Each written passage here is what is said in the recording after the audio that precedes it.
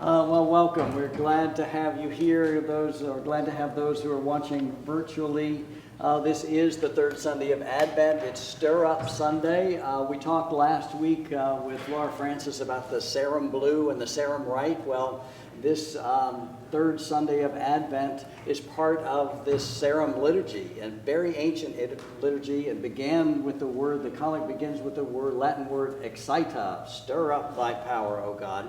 And this is one of those things that's sort of not an official commemoration, liturgical commemoration of the church, but somewhere along the line, very long ago, very wise bakers decided that today was the day to start your Christmas baking. If you think about it, if you don't have all the preservatives and things that we have now, you had to be pretty careful about that when you began your work.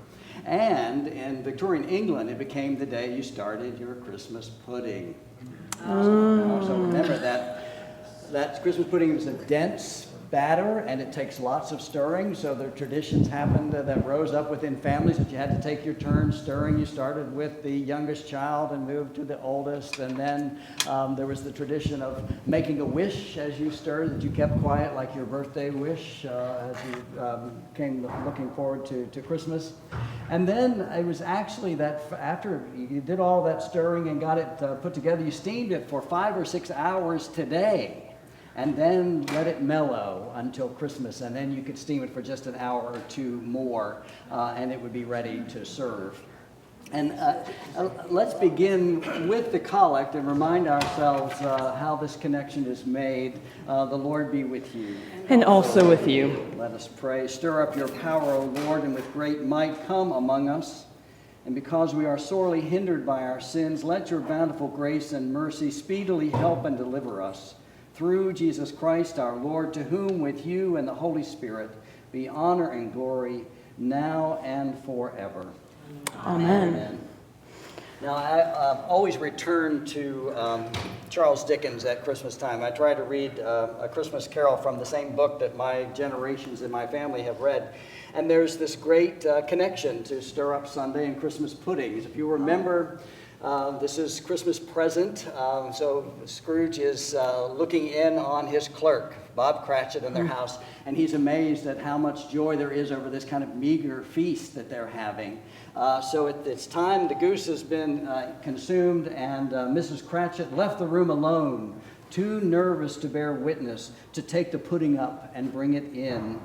Suppose it should not be done enough. Suppose it should break in turning out.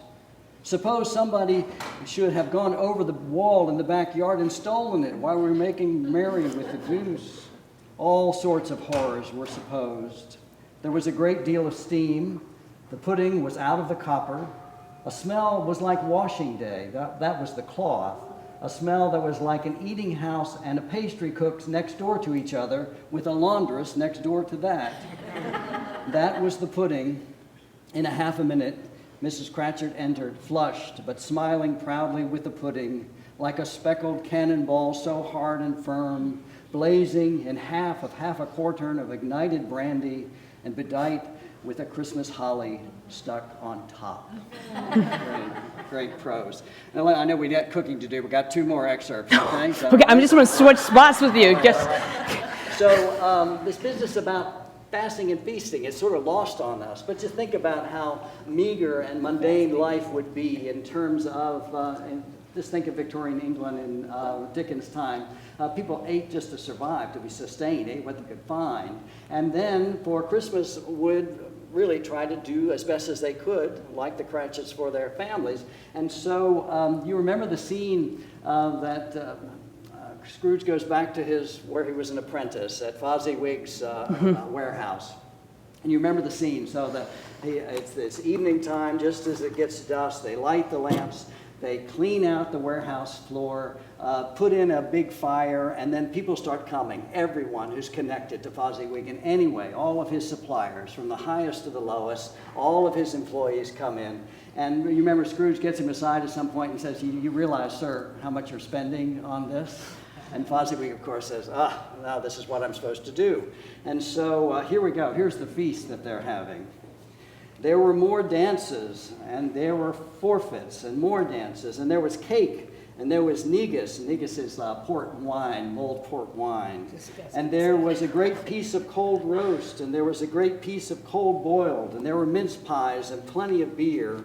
But the great of the effect of the evening came after the roast and boiled, when the fiddler struck up Sir Raji de Coverley. Then old Fozziwig stood out and danced with Mrs. Fozziwig. And at the end of the evening, when the clock struck 11, this domestic ball broke up. Mr. and Mrs. Fozziwig took their stations, one at either side of the door, shaking the hands of every person individually as he or she went out, and wished him or her a Merry Christmas. So as Scrooge is looking back on this time, he tells the ghost that he thinks he wished he could have a moment with his own clerk. So we're beginning to see a little bit of regret in him. And he says, isn't it a great gift to make these silly folks so full of gratitude? Okay, lastly, this is my favorite quote in all the book. It comes early in the book. You remember the nephew comes, the nephew Fred comes to visit Scrooge in his counting house, and Scrooge is complaining. He's getting ready for all the foreclosures he's going to make on Christmas Day, because these silly people have been spending all their money to get ready for Christmas and the feast, and they're not paying their mortgage, and he's going to close on them. And the nephew says, he's here to keep Christmas, and he said, you keep it your way, I'll keep it mine, and he tells Scrooge, you don't keep Christmas at all. And then he tells Fred that he's poor, and so what good has Christmas done to him? And here's Fred's defense. There are many things from which I might have derived good, by which I have not profited, I dare say, returned the nephew, Christmas among the rest. But I am sure I have always thought of Christmas time, when it has come around, apart from the veneration due to its sacred name and origin, if anything belonging to it can be apart from that, as a good and joyful time, a kind, forgiving, charitable, pleasant time, the only time I know of in the long calendar of the year when men and women seem by one consent to open their shut-up hearts freely and to think of people below them as if they really were fellow passengers to the grave and not another race of creatures bound on other journeys. And therefore, Uncle, though it has never put a scrap of gold or silver in my pocket, I believe that it has done me good and will do me good, and I say, God bless it. All right. Thank you. Awesome. Here we go. I was going to say, that's what I need. That's the grace, the open my shut up heart. That's good. That's good. Oh, Donna. What you might not know about our many-talented Reverend Luz Vigiano is that she has a degree in being an entrepreneur and has been an entrepreneur in several places in her life, starting a coffee shop at college and then again at seminary from nothing. And it's out of that experience that you have become a baker. So A baker and a priest. So, yeah. So it's been, what we're doing today. So we are making, which this microphone is too loud. So we are doing orange and cranberry scones, and the reason why I started baking scones is because that's a relatively inexpensive baked good to make week to week. So poor college student, poor seminarian student, this is what I could do with what I've got. So Oren, I'm gonna put you to work. All right.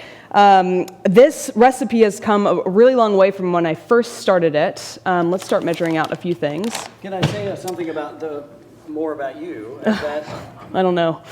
I happen to know at least well enough to know that this is part of her prayer life. This is right. Is preparing scones. Maybe she'll say more about that in a moment. But we benefit from Elisa's prayer life. But every Wednesday there is a new batch of scones in the office, and she takes requests. I do. And it's fascinating to me that you get the craziest requests. People say, I love butternut candy bars, and somehow it ends up in a scone. So I made the request today. I thought we'd go classic Christmas orange and cranberry. I love it. Two really great things that go together. And if anybody participated in the beer tasting on Thursday, this goes well with one of the beers that we had. So we're going to start measuring out a few things. So Oren, take the half cup measure, and this is regular granulated sugar, and just do a half cup. Put it into there. 1/2 cup. And now the what we're about to do is we could either stop after putting the sugar and the zest together and you'll have a wonderful soap scrub, but we're going to keep going and add the flour and all the other stuff. So that's sort of a trick to make sure that you get the orange super flavor throughout the whole thing. So we're going to zest one whole orange into the bowl, into the sugar. Awesome. This could take for who knows how long. And so, well, I guess I'll talk about a little bit about the prayer life. So I started, when I first started running the first coffee shop, it was awesome. I would have friends come and visit me while I was baking, and we would just listen to each other, and I would listen to what was going on in people's lives. And at some point, I was like, I don't want to be a therapist, but this sort of feels like that. And people had already suggested that I consider the priesthood. So this was one of the many parts of how it is to how to best serve individuals. So I was learning how to listen while I was baking. It also feeds, I love having things in very precise measurements, even though we're going to be not as precise today, but that's what I loved doing with that. So let's just knock that off, what we've got back in there. Yeah, that's plenty. And then we just start to rub the zest with the sugar, and man, it is so, you can smell it all the way. I mean, I hope you can smell it back there. So, like I said, you can add, if you don't move any forward with the flour or the butter here, this is a wonderful exfoliating scrub. Now we're going to do 2.5 cups of flour, and this is regular all-purpose flour. That's Depending 5 on, of those. so this is 5 of those. Yeah, that's right.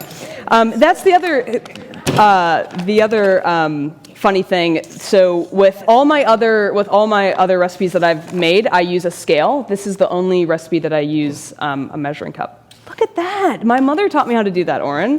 That's awesome. Failing Kate did that. This is great. This is great. So, everybody knows how to dip in there, level it off. And that's the other thing. I started baking very young, actually around this Christmas time with my mother. She had 3 children, so we were put to work to make sure that her holiday food was out and being served. But it's where I first learned how to bake all the Christmas cookies and stuff. So that is 2.5 cups of flour, and then we're adding baking powder, 1 full tablespoon of that. This is double acting. I've never seen single acting baking powder. There we go. So this is all, I'm just making sure we've got them all here. This is all of our dry ingredients. So if we just whisk that up all together, perfect. It's amazing. We'll call them KitchenAid. Perfect. So once... While we're doing this, I want all of you to be thinking about, there's such strong connection between memory and food and traditions. Mm-hmm. Think about Christmas and think about food, and we'll talk about that in a minute. Yeah, I love that. All right. Oh, I guess we can add some salt in there. It depends on what I'm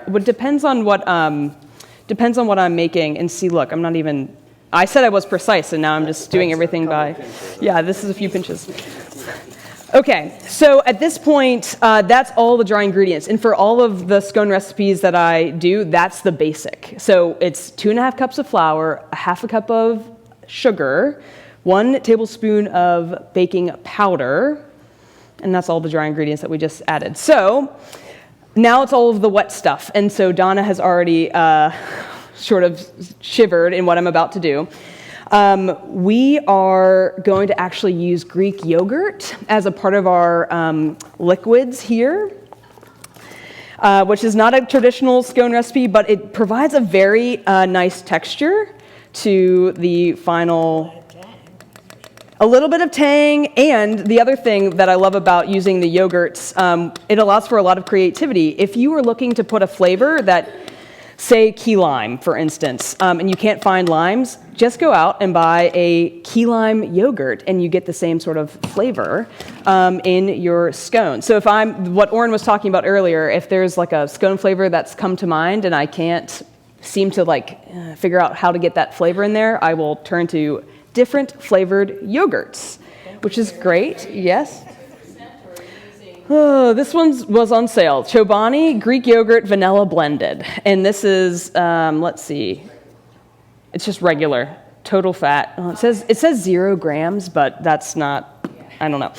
But I'll use full fat. Again, it's all about sort of getting sort of the most bang for your buck and sort of texture and consistency. So we did that, and now we're going to fill up the rest of, so we're adding our heavy cream to the yogurt to have a combination of 8 ounces in total, yeah. Turn it to the other side. The other thing that I like to do, again, to impart more of the orange flavor, depends on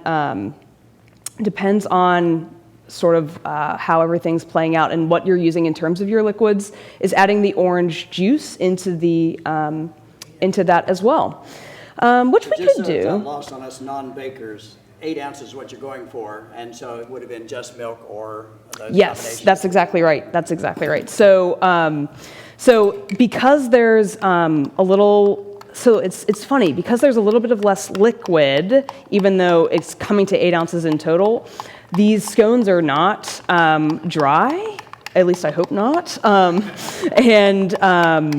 And again, the texture is really nice. So we did that. We've got all of our liquid. We still have to add, now we have to add our butter into the flour mixture.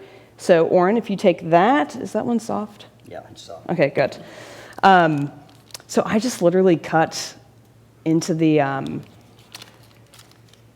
butter just like in the paper. The other weird thing about what's happening right now is I don't have 2 cats bugging me, so I feel very calm compared. So the whole stick of butter goes in. There you go. The cook's not responsible for the cat. That's right, that's right. So a whole stick of butter, and then we will also add, again, not traditional to a scone recipe, 2 ounces of cream cheese. This is, yes, and, but I've read so many recipes and tried to take tips and tricks from everything. So, a recipe, that's what I love about recipes. People can just manipulate them to be different, yeah. Although baking is less a suggestion, there is some preciseness to it. Awesome. Well done, Oren. This is looking great. So we're cutting in the butter, and we're going to cut in the cream cheese. If I can open the cream cheese, although I might use this knife. So, Oren, why don't you actually start us off? Yeah, put your hands in there. That would have been a disaster. Anyway, yeah, sorry, Donna. That's all right, I washed.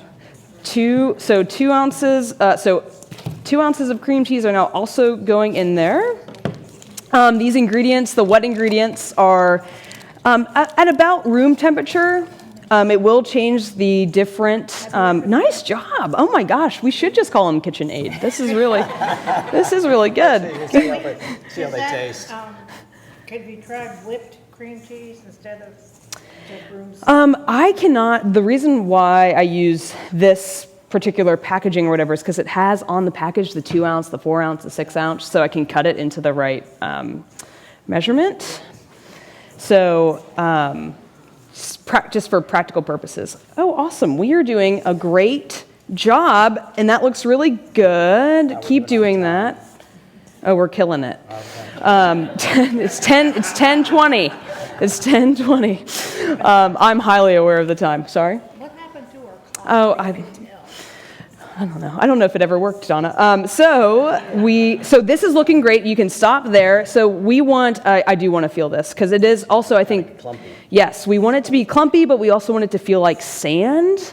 You can have some big, some big pieces of butter and cream cheese still in there. That will be fine. So, but to show the audience there, it looks sort of like sand, and it definitely feels like sand. So that's what you're looking for. Now we said we're making orange cranberry, so we've got our cranberries here. These are just from Whole Foods. I am not a purist in terms of like you need to use organic or anything like that. but ingredients do matter, and what you use matters. I wouldn't. You could use craisins if you wanted to, but I'm sort of. They are dried, and I think they're sweetened. Whole cranberries. They can be sweetened if you want. Doesn't look like these are. But I don't think so. Well, we can, no. It tastes good to me, so I think it'll be good. I think it'll be good in the end. So that's about a cup-ish. Do you want those mixed in? And, I just threw that. Yes, please, Oren, if you can mix those in. Perfect. So, and I like adding any of the add-ins at this point. That's perfect, because if you add it in after everything's been mixed in, you start to mix too much of the dough together, then it gets tough. So this is, if you have any add-ins, this is when you do it. We're gonna now pour in our liquid. I made a well in the middle of our bowl here. Oh, you know what we need? We need a spatula. I'll be right back. Or Barbara's on the way. Bring towels to the. I would just use my hands, but I do normally start with a spatula. And part of it is part of when the heat of my hands, I don't know why, but they just run hot, will start to melt things sooner than I want that to. So using a spatula is really good.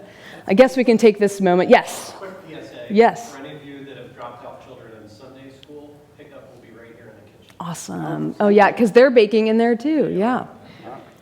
As a prayer practice, I started doing scones weekly because it helped me sort of turn off my brain and just sort of reconnect with something that I really like and connect with God. I also try to listen to a podcast that will help me prepare for preaching if I'm preaching that Sunday, so sort of gets the wheels turning there. True multitask. Well, it was... Having problems facing staff meeting. Oh, having problems facing staff meeting. No, absolutely not. No, that was good. So the other fun part about scones and them being sort of a blank canvas, it offers that creativity for my mind. So, when we do sort of thank you, did you run to your house and do that? No. Oh, good. Okay, great. Perfect. Thanks, Barbara. So now I'm just combining the wet and the dry. Perfect. Thanks, Donna. So basically, I'm hoping that this comes together in sort of big lumps. Not fully cohesive quite yet, because we're going to do the final sort of mixing on the pan, on the sheet pan. So this is looking pretty good. And this is when I'll get in with my hands here and feel it a bit more. But Oren, you can bring over the sheet pan, put it in front of us here. I like to use parchment paper. People also use the those mats. But I find that for cleanup purposes, this is really easy. And it does make a difference how much things spread on the silpat versus the parchment paper. So I'm just basically making this one big lump, but I'm not trying to overwork the dough. Would you refrigerate this if it got too loose? Would I refrigerate this if it got too loose? Yes and no, but it also depends on what time at night am I making this for scones in the morning. But yeah, you could definitely put it in the fridge for a few if you need it, if you need to. So now, again, sort of I don't like to wash that many things. I have a small sink in my apartment, so I'll line the baking sheet and then start to work the dough on the baking sheet with, so that I only have one place to sort of clean up. So that's good. Awesome. So just sort of pushing the loose flour together into the bigger dough ball, and then I will try to fold the dough over itself a few times.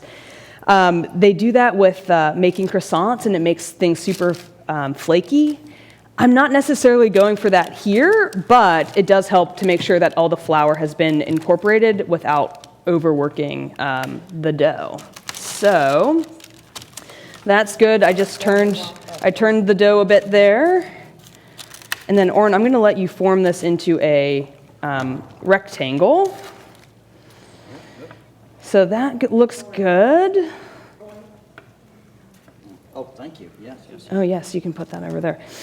So now, the dough has been totally formed. It's springy, but it's not, and you can tell that it's not too wet. So Oren will put this into a rectangle shape. Here, let's do it. Yeah, perfect. There are different shapes you can make your scones. In order for me not to waste any piece of dough, I just make them into triangles, and so you have no leftover. That's great. We're going to keep going. We want this to be about an inch thick. Yep. And you could use a cutter and cut. That's perfect. That's the perfect height. And do circles if you want, but then you'd have to regather the dough, and you also run the risk of making it too tough once you have to do another, if you have to cut it again and reform it again. So this is hopefully, less fuss to the dough is a good thing.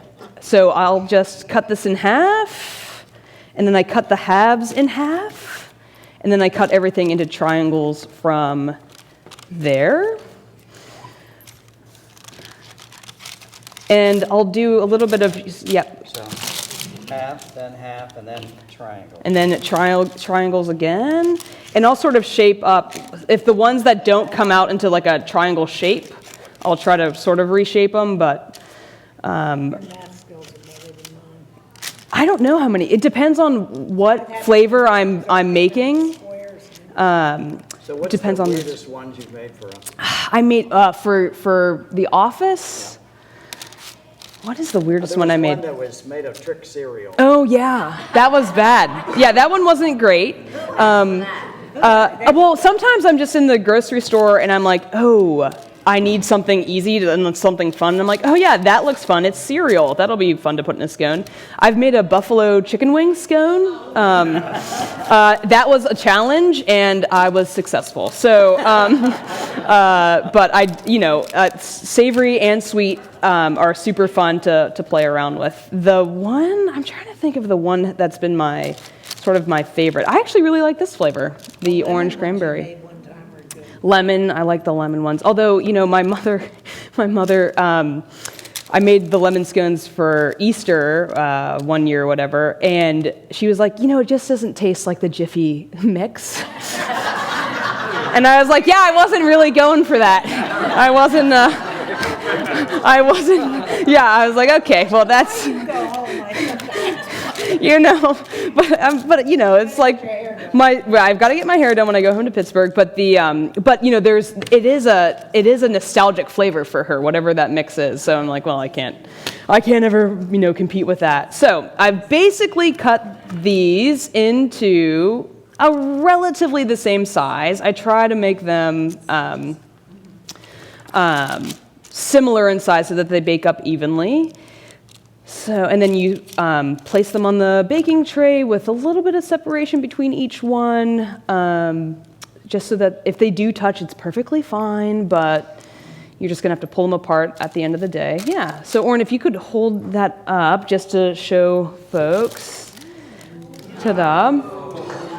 Yeah, these are the dough. This is the dough.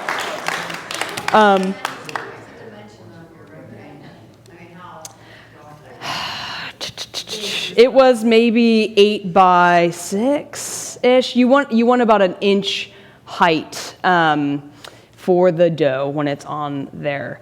So hopefully, we didn't do this today, but hopefully you've preheated your oven to 450. And that's what these initially go in for. And we actually have the magic of TV here. Or more cream on top. You can if you want. That helps with like the browning and things like that, depending on what kind it is. I don't. Yeah, you gotta I don't. Yeah. You have to pretend that this is a little fake oven. Yeah, fake oven. It's gone in there for. So they go in. Yeah. Oren, careful. This is hot. So they go in for 7 minutes at 450 degrees. Once the 7 minutes is up, I rotate the baking sheet and turn down the oven to 320, between 325 and 350, depending on the flavor of the scone. And so we've basically baked these technically for 12 to 15 minutes, depending on. Yeah, they are fast. And voila, real scones. Okay, we need some ushers to help pass these out. We want you to taste these. So. Wow, that's the fastest volunteering we've ever seen at St. Paul's. At St. Paul's, I love it. I love it. Yes, Sherry. The question was, if it's savory, do I alter the ingredients? A little bit. So depending on what the savory scone is, I will at least put in a tablespoon of sugar just to add some flavor, some sweetness to it. Thank you. So yes, Valerie. Do you ever use buttermilk? Yes, I use buttermilk. Again, it's for flavor purposes. So it's not critical to the recipe itself to use buttermilk, but when I want that flavor of buttermilk. Go ahead. She raised her hand. Tell us about those killer cinnamon scones you make. Oh, yes. Yeah, Valerie gives us scones on. What's the secret? Yeah. The secret is my husband really loves cinnamon chips, and so I found a recipe online. I am not a baker like follow a recipe. Yeah. They're very, very good. Obviously something memorable. So No, they're very, very good. The other thing for flavor purposes is I'll sometimes add powdered milk in there if you're looking for like a real creamy flavor, which is really nice. Thank you. So these are made with the yogurt, yeah. No, and it's a texture. Yeah, it's a texture thing. Oh, look, we have some left. That's amazing. Oh, good. Yeah. I was going to say, yes, question, Karen. Yes, so I missed the last, you baked it for 7 minutes on 450. Then you turn the oven down to 350. For how long? 350 for between 4 and 5 minutes. Sorry, I've got the scone in my mouth. I don't bake at all in our family, so I'm right. I was going to say, Mario, you're our guy. Yeah, yes, Anne. Do you ever make the scones that they are sort of gummy in the middle? And what attributes the gumminess? So yes, and part of it is how much liquid you put in there, and if it doesn't feel dry before going into the oven, it's going to be a liquid middle. So it's the ratio with flour and cream. And there will be times, today it worked out perfectly fine, that where I've started in on the liquid and I'm like, oh, I need to add more flour. And so you can definitely do that when you're adding any of the dry ingredients there. So yeah, great question. And I would say bake it if you're already in the oven and you're like, oh, these are going to be too wet. After the 450, during the second bake, if you will, that 350, that's the place to sort of keep baking them versus a little bit longer. Yeah. Jane. Scone. My thing is scone, but I was also, I was gonna scone. Okay, I'm not Scottish. Sorry. Scone. Yeah, sorry, scone. It's a scone. Yeah. All right, we would like to hear from you. I want to hear some of your memory connections to Christmas and baking or cooking, and I'm looking at Catherine. I'm thinking about cultures and difference, and Fiona. So tell us, because yours might be somewhat different from the memories. Well, you mentioned the pudding. My mother would do one of those very dense puddings every year. But my favorite part was the brandy sauce. Yes. Really old confectionery sugar with lots of brandy, lots of butter. It's put in like in a loaf tin, and you slice it off and put it on that hot, steamy pudding. And it is Yeah. Sauce is good too. We'll do Dennis, then we'll come back to Fiona. Our family was Russian and German descent, and my mother would cook Pfefferkuchen. And these things were so hard you could pound nails. But once you got into them, they were pretty good. You had to work for it. Yeah. Yeah, that's good. I love that. Fiona, do you have a story? Well, you, mince pies. Yes, yes, mince pies. I made some dough last week, but I had freezer yesterday, and I made some mince pies. Awesome. And it's the sort of a raisin and apple mix you put in. Basically, all the British baking around Christmas contains lots of alcohol. Yeah, yeah. So mom and dad were here in October, and mom and the kids made a Christmas cake. I've just been dousing it with alcohol. Yes, yes, yes, yes. That next weekend. It preserves it, right? That's the point of the. I always said, My mother started the day on alcohol that mommy, we can eat it. I'm like, you don't even like the cake, you just like it. Yeah, right. Yeah, mostly it's just lots of alcohol. Yeah. I love it. You could put alcohol in scones. I don't know if I've done it, actually. I tried one of the Cointreau. There was that particular Oh, there was just in the milk. love that idea. That's great. All right, challenge. All right. Oh, she's done that. Okay, yeah, I was going to say, I have done the eggnog. And here's the funny thing about the eggnog. There's a weird texture thing. You can't, there's something about the eggnog itself. I don't know what's in it. Eggs. But that it makes the texture of the scones a little bit funky, but it's just I'll use a little bit less eggnog, more yogurt, and I'll try it again. It'll be fun. It's like too springy, it's sort of expand, Yeah, so it's, yeah, there you go. Yeah, so it makes it too much like Is there no eggs? it's part of the what? Because of the extra fat. The eggnog is fundamentally creamy. Yeah, exactly. That's why I was like, this should be no problem, but it's yeah. Yeah, please. Cindy, does somebody else want more? Ann. Yes, I'm happy to share the recipe. Yep. It was also in last year's, what was it? Not annual report, the Epistle magazine. Yeah, so you can 12 days of scones. Yeah, bulletin next week. It'll be there. Yeah, we'll send it out. I'll put it on Facebook and that fun. Yeah. Yep. Thank you. Do we have? Okay, we've got a story up front here. My mother made maybe I'll start. If anybody knows how to make it, please bring me some. Divinity. My father used to love that. One of the hardest candies to make. The weather has to be right in it. Oh yeah, no, that's so true. The weather with baking and everything. Yeah, it's a true thing. That's a true thing. But from Alabama, we had tons of pine trees, so everything had pecans in it. Yeah. But Divinity was Divinity. Well named, huh? Yeah. Yep. Good. All right. Okay, Julia, you get the last word today. Tradition of making a list of all of the different Christmas cookies we want to use with my brother and my dad, having some input, the two of us. And in addition to lots of other yummy Southern food on Christmas morning, we always have yummy sweet rolls, which are sweet rolls with kind of a cream cheese filling and confectioner sugar glaze. Oh, my. Yeah, exactly. Yeah. Mom's great-grandmother's, so my great-great-grandmother's mixing bowl. Wow. For the Easter rolls. And Yeah. a couple of years ago, I had to do them myself because Mom was not able to make them, and I soon realized how much love.